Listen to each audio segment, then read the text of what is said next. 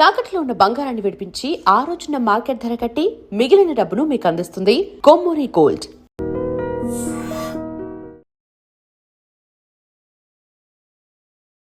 నమస్తే, welcome to ఐట్రిప్.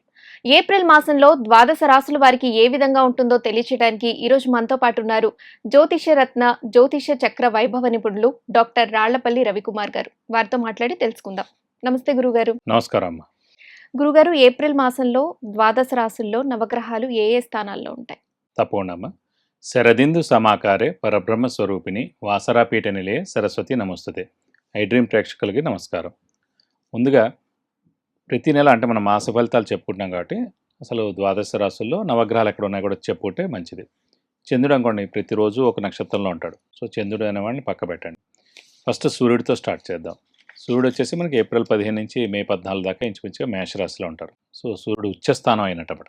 అందుకే మనకి ఏప్రిల్ 15 టు మే 15 ఎండలు ఎక్కువగా ఉంటాయి అన్నమాట. సూర్యుడు భగభగ మండడానికి గల కారణం సూర్యుడు ఉచ్చస్థానంలో ఉండడం అన్నమాట. అది అక్టోబర్ 15 టు నవంబర్ 15 రవి నీచలో ఉంటాడు, అందుకే చలి ఎక్కువగా ఉంటుంది. బట్ ఫస్ట్ ఏప్రిల్ 15 టు మే 15 ఏమో రవి ఉచ్చస్థానంలో ఉన్న మేషరాశిలో ఉంటాడు. నెక్స్ట్ వచ్చేసి మనకి కుజుడేమో మీన రాశిలో ఉన్నారండి. అలాగే రాహు వచ్చేసి మనకి కుంభరాశిలో ఉన్నారు. గురువు వచ్చేసి మనకి మిథున రాశిలో ఉన్నారు. అలాగే శని వచ్చేసి మనకి మీన రాశిలోకి ప్రవేశించాడు ఆల్రెడీ. సో బుధుడు వచ్చేసి మనకి 10వ తారీఖు నుంచి 10వ తారీఖు ఏప్రిల్ నుంచి నీచ స్థానమైన మీన రాశిలో ఉంటారన్నమాట. మెయిన్గా ఈ బుధుడు నీచలో ఉండడం వల్లనే సో ఈ స్టాక్ ఎక్స్చేంజ్ అంతా పడిపోవడం, వ్యాపార నష్టాలు కలగజేయడం ఇవన్నీ జరుగుతుంది. ఎందుకంటే బుధుడు మెయిన్గా వ్యాపార కారకుడు, అలాగే మెయిన్గా స్టాక్ ఎక్స్చేంజ్, డబ్బులు, మనీ ఇవన్నిటి కూడా కారకుడు అన్నమాట. సో అందుకే పతనం ఇవన్నీ కూడా జరుగుతున్నాయి, స్టాక్ ఎక్స్చేంజ్ ఇవన్నీ కూడా. సో బుధుడు వచ్చేసి నీచ స్థానంలో ఉంటాడు. మళ్ళీ కేతు వచ్చేసి మనకి సింహరాశిలో ఉంటారు. శుక్రుడు వచ్చేసి మనకి 19 ఏప్రిల్ నుంచి వృషభ రాశిలోకి స్వస్థానంలోకి ప్రవేశిస్తున్నాడు. ఇది కాకుండా మెయిన్గా రాహు కేతువుల మధ్యన గ్రహాలు ఏం లేవు. అంటే అన్ని గ్రహాలు సవ్యంగా తిరుగుతాయి కనుక రాహుకేతులు మటుకు అపసవ్యంగా తిరుగుతాయి, యాంటీ క్లాక్ వైజ్. సో ఈ రాహుకేతుల మధ్యన గ్రహాలు ఏం లేవు కాబట్టి మెయిన్గా ఈ ఉత్పాతాలు అంటే మెయిన్గా మనకి జరిగే ఈ నష్టాలు అంటే ఎర్త్క్వేక్స్ కానివ్వండి, అలాగే మెయిన్గా వాల్కెనోస్ ఎరప్ట్ అవ్వడం కానివ్వండి, ఈ యుద్ధం జరగడం కానివ్వండి, ఇవన్నీ కూడా జరుగుతాయి. ఇవన్నీ కూడా ఏంటంటే జూలై దాకా ఇంచుమించు జూలై 30 తారీఖు దాకా ఈ కాలసర్పదోషం అంటారన్నమాట. రాహుకేతుల మధ్యన గ్రహాలు లేపడం, ఈ కాలసర్పదోషం వల్లనే ఇలాంటి యుద్ధ వాతావరణం జరగడం, నేచురల్ కెలామిటీస్ రావడం, అగ్ని ప్రమాదాలు జరగడం ఇలాంటివన్నీ జరుగుతుంటాయి. సో జూలై 31కి అవన్నీ కూడా వెళ్ళిపోతాయి. ఇవండి నవగ్రహాలు ద్వాదశ రాశిలో ఈ స్థానాల్లో ఉన్నాయి. గురుగారు, తులారాశి వారికి ఏప్రిల్ మాసం ఏ విధంగా ఉండబోతోంది? తప్పకుండా అమ్మ. తులారాశి అనగా మనకి చిత్త 3-4 పాదాలు, స్వాతి 1-2-3-4 పాదాలు, విశాఖ 1-2-3 పాదాలు, ఈ నక్షత్రాల సమూహం అంతా మనకి తులారాశిలోకి వస్తుంది.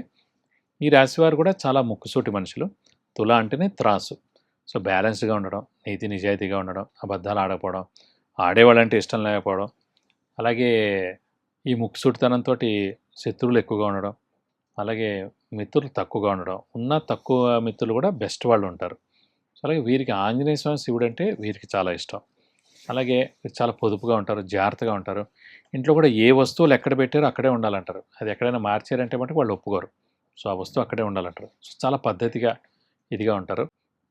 ప్లస్ ఈ రాశికి అధిపతి వచ్చేసి శుక్రుడేయుడు కాబట్టి చాలామంది సినిమా వాళ్ళు కానివ్వండి, ఇలాగే యూట్యూబ్ రంగం కానీ, పత్రిక కానీ, ఈ రంగాల్లో అన్నింటిలో కూడా సోషల్ మీడియా వాటిల్లో కూడా ఎక్కువగా ఉండేందుకు అవకాశాలు ఎక్కువగా ఉన్నాయి. ఎందుకంటే శుక్రుడు అధిపతి అయ్యాడు కాబట్టి.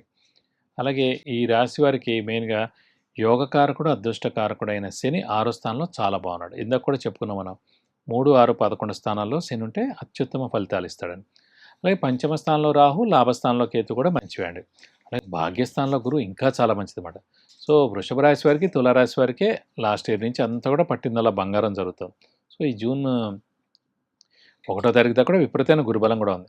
సో వీరికి ఏంటంటే మెయిన్గా నిరుద్యోగులు ఉద్యోగం రావడం, ఉద్యోగస్తుల promotions, name and fame, boss నుంచి మన్నన, సో తీర్థయాత్రలు చేయడం, దైవదర్శనం చేసుకోవడం, అలాగే మెయిన్గా గురువుల యొక్క దర్శనం, గురువుల యొక్క బ్లెస్సింగ్స్ పొందడం, సో శ్రమ, కాలం, ధనం వ్యర్థం కాకుండా ఉండడం, అవసరానికి డబ్బులు సమకూరడం, రావాల్సిన బాకీలు వసూలు అవడం, ఇవన్నీ కూడా జరుగుతాయి. ఆరోగ్యం చాలా బాగుంటుంది. ఇంట్లో పెద్దవాళ్ళ, చిన్నపిల్లల ఆరోగ్యం కూడా బాగుంటుంది. గృహిణులకి మానసిక ఒత్తిడి తగ్గుతుంది. వ్యాపారస్తులకు పట్టిందల్లా బంగారం. కొత్త వ్యాపారం స్టార్ట్ చేసి లేదంటే ఎక్స్పాన్షన్కి జోలికైనా వెళ్ళచ్చు. విద్యార్థులకి ఇంకా సువర్ణ అవకాశం చెప్పుకోవచ్చు.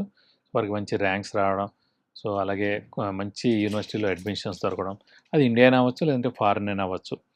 సో ఇలా ఏం పట్టుకున్న కూడా బంగారం అని చెప్పొచ్చండి. సో విద్యార్థులకి, రాజకీయ నాయకులకి, క్రీడాకారులకి, పత్రికా రంగం, యూట్యూబ్ రంగం, మీడియా రంగం, సినిమా రంగం వారికి కూడా అత్యద్భుతంగా ఉంటుందని చెప్పుకోవచ్చు ఈ మాసం అంతా కూడా ఈ తులారాశి వారికి. గురుగారు, అయితే వీరికి ఈ మాసంలో గృహయోగం ఉంటుందంటారా? మనం ఎప్పుడు కూడా 12 సంవత్సరాల్లో 2 సంవత్సరాలు మనకి గృహయోగం వచ్చేందుకు అవకాశం ఉంటుంది. ఒకటి మన రాశి నుంచి చతుర్థ స్థానంలో కానీ, మన రాశి నుంచి భాగ్యస్థానంలో కానీ గురువు ప్రవేశించినప్పుడు, అలాగే మన లగ్నం నుంచి చతుర్థ స్థానం కానీ, లగ్నం నుంచి భాగ్యస్థానం కానీ. ప్రస్తుతం గోచారం రీత్యా చెప్పుకుంటాం కాబట్టి లగ్నం అనే వర్డ్ రాదు మనకి ఇక్కడ. అది ఓన్లీ జాతక రీత్యా చూసినప్పుడు లగ్నం నుంచి లెక్క పెట్టాలి చతుర్థ స్థానాన్ని. సో తులా లగ్నం వారికి కానీ, తులారాశి వారికి కానీ, అలాగే మీన లగ్నం వారికి కానీ, మీన రాశి వారికి కానీ ఇది సరైన సమయం అనమాట. ఖచ్చితంగా మనకి జూన్ 2వ తారీఖు లోపల, జూన్ 1వ తారీఖు లోపల ఖచ్చితంగా స్థలం లేని వాళ్ళు స్థలం, ఇల్లు లేని వాళ్ళు ఇల్లు కొంటారు. అలాగే ఆల్రెడీ ఏదైనా స్థలం ఉన్న ఇల్లు ఉన్న అది అమ్మాలనుకుంటున్నారు, మంచి రేట్ రాలేదు ఇన్ని రోజులు. సో ఖచ్చితంగా జూన్ 1వ తారీఖు లోపల అది అమ్ముడుపోతుంది, మంచి రేటు కూడా వస్తుంది.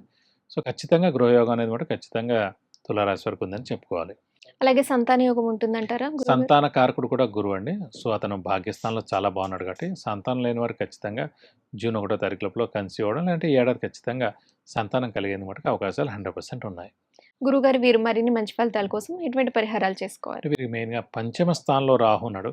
సో పంచమ స్థానంలో రాహు ఉన్నందుకు అమ్మవారు మరియు సుబ్రహ్మణ్య స్వామిని ఎక్కువగా ఆరాధిస్తే మంచిది. ప్రతిరోజు అమ్మవారు మరియు సుబ్రహ్మణ్య స్వామి అష్టోత్తరం చదువుకుంటే చాలా మంచిది. అలాగే ప్రతి శుక్రవారం అమ్మవారి టెంపుల్, ఏ టెంపుల్ అయినా పర్వాలేదండి, అక్కడికి వెళ్ళి 41 ప్రదక్షిణాలు చేసి అమ్మవారికి అభిషేకం కానీ అర్చన కానీ ఒకసారి చేస్తే మంచిది.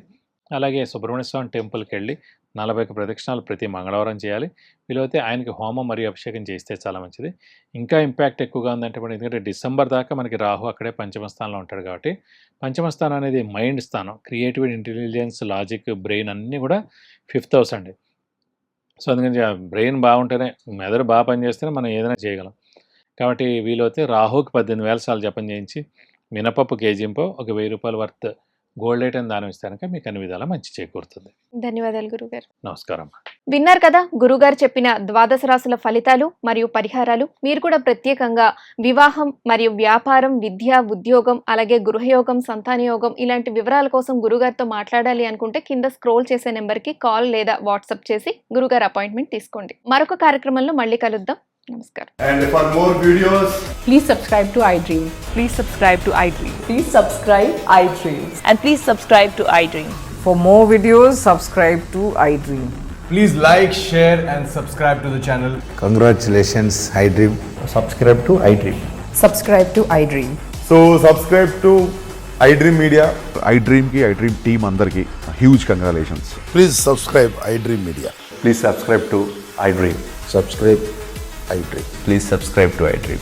iDream అంటే నా కళల ఛానల్ సబ్స్క్రైబ్ చేసుకున్న నోరు తిరుగుతలేదు, మీరైతే గంట గుర్తు కొట్టండి. For more such videos, please subscribe to iDream. Subscribe to iDream. Please subscribe to iDream. Please subscribe iDream Media. Please do subscribe to iDream. Please subscribe to iDream Media. For best entertainment and information, please subscribe iDream. And don't forget to subscribe to iDream.